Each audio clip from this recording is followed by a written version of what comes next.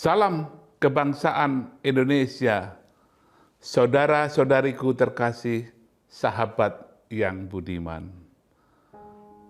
Kita sering melihat, menyaksikan, mendengarkan, bahkan akhir-akhir ini semakin sering, betapa orang kalau sudah membenci seseorang, setiap ada hal-hal tertentu selalu menjelekkannya, mencelanya, membulinya, dan seterusnya.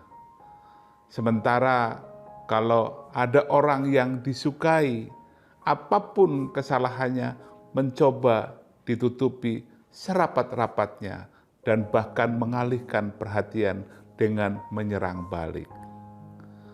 Awalnya saya merasa ini adalah fenomena yang mungkin akan hilang oleh waktu.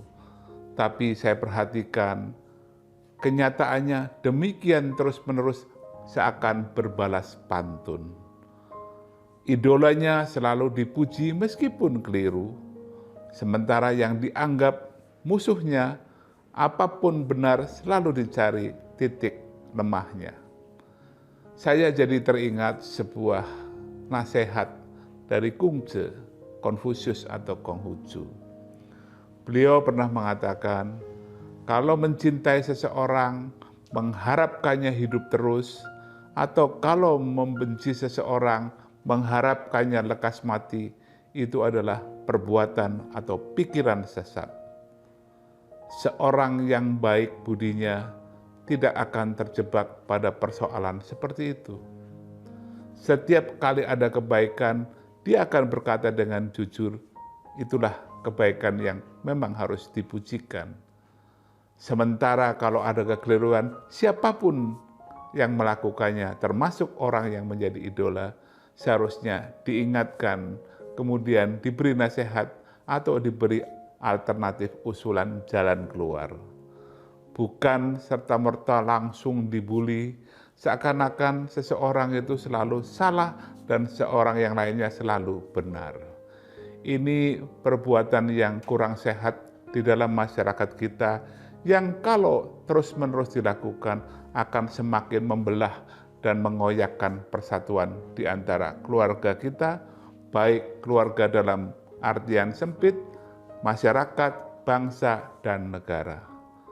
Sebagai bangsa yang majemuk, sebagai bangsa yang tidak boleh lagi melihat orang dari asal-usul keturunan, keyakinan, strata sosial, tapi melihat warga negara sebagai utuhnya seorang manusia, sifat-sifat seperti itu perlu dihilangkan.